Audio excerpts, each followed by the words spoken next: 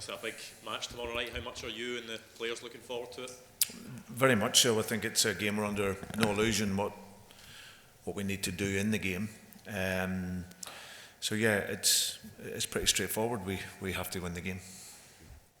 An eventful game between the sides at Celtic Park. What did you learn from that game that you can take into this one? Well, I think we learned that over the course of the competition against Lazio and the other teams, that when we are 11v11, that we can really compete on the field. And obviously, the learning at the end of the game, was that you have to be concentrated right through to the very end. You know, we looked like the team that was going to win the first leg, and we ended up losing the game. So that was a big disappointment, considering how well we played and taken the lead. But it's I think what's important for us is making sure we have 11 men on the field. I think in our 2 away games we've been down to 9 men and 10 men, and at this level it's a big ask. So for us it's about that, keeping our players on the field, playing the level of football that we know we can and have shown, and hopefully getting the breaks in the game. Hi Brendan, Sky UK here. What can be learned from this Champions League campaign? I think the two standouts for me is the experience that the players will gain playing against players at this level, players that have been consistently at this level. So that's always important when you come to play against top level players. It's really about the concentration for the full 90 plus minutes in the game, and also it's obvious, but at this level it's about quality as well, and especially at the top end of the field. All the teams have forward players that can really hurt you, that can make the difference. You don't get the number of chances that you might do domestically, so then you have to be clinical. So quality and experience is what improves you as an individual and as a team at this level. And how important is it for the club to get at least a win in these last 2 games for the prestige of the club and from the prestige of this group stage in the Champions League, very competitive?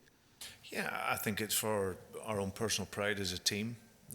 Clearly as a club that's what we want to do.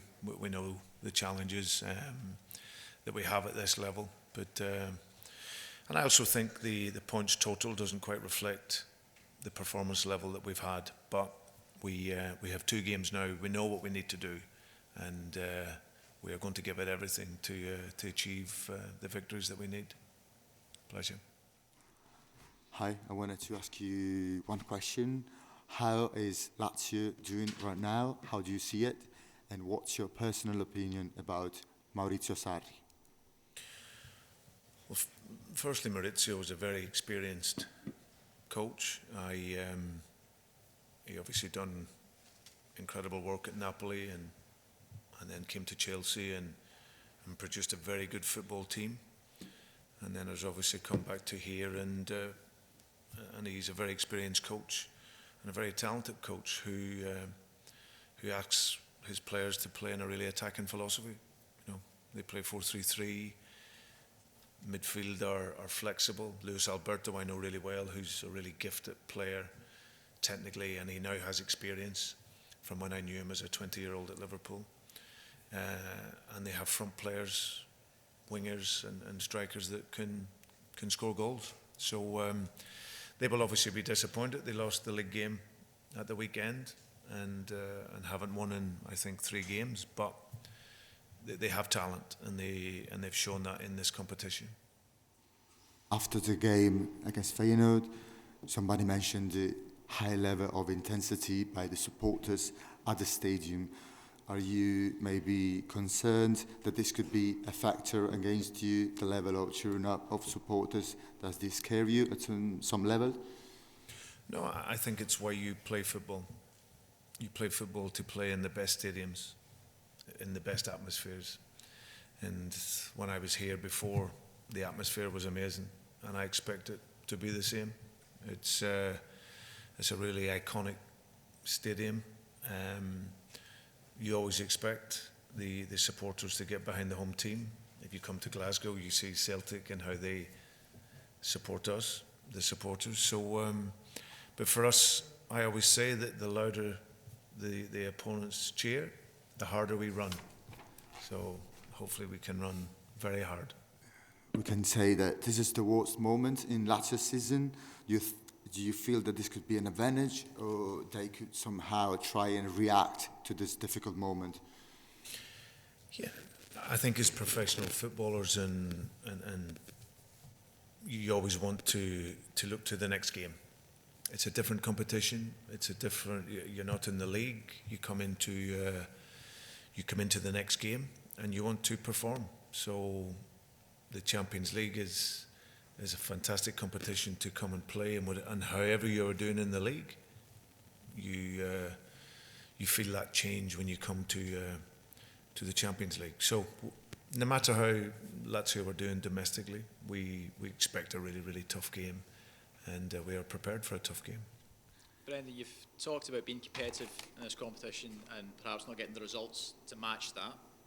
Aside from keeping 11 players on the pitch, what else has to be different tomorrow to change that? I think taking our opportunities. I also think there's key moments, decisive moments in the game. You know, if you think of first half away in Feyenoord, in the first game, we started the game well. We had opportunities that we could take that could put us in front, but then we conceded a bad moment just right on half time. The Lazio game at home, a little bit of concentration where you know, if you're not going to win the game, then certainly don't lose it. You know, so that was a point that we'd given away in that game. And then, like you say, I think the key for us is making sure we have 11 players on the field, and when we have shown that in all the games, we've been good in those games and competitive. So that's the challenge for us. And of course, at this level, it's the top end of the pitch, that quality, and then dealing with the quality and as a team collectively. So, but I'm excited by it. I'm really looking forward to seeing us play tomorrow. I think we can get the result that we want, but like I say, we know we have to work very, very hard. Brendan, when you look at the wide areas, Luis Palma suspended, there's Maidan, Abada, I'm assuming are still out, and James Forrest wasn't on the bench at the weekend or wasn't in the squad. Is that a big decision for you, who plays in those wide areas tomorrow, and is that a challenge to those that are selected to step up and show what they can do? Yeah, listen, it's clear we're missing a lot of players that are really dynamic for us, that can change how the football game looks for us. But it's also an opportunity then for the other guys to come in. James will be available for the game.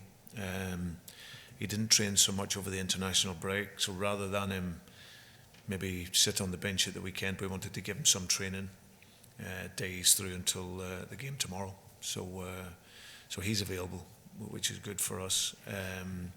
But of course, then we have Yang, we have Mikey Johnson on the bench. So yeah, but it's always the opportunity. I think there've been lots of players maybe that over the first part of the season maybe haven't quite had the opportunity that they would like. But when you get the opportunity, you have to want to take it. So I'm looking forward to seeing us play and seeing those players perform.